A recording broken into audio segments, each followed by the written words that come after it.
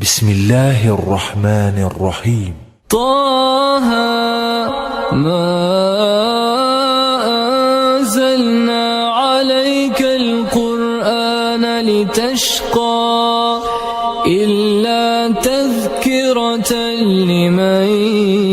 يخشى تنزيلا ممن خلق الأرض والسماوات العلى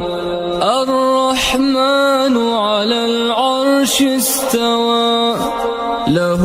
ما في السماوات وما في الأرض وما بينهما وما تحت الثرى وإن تجهر بالقول فإنه يعلم السر وأخفى الله لا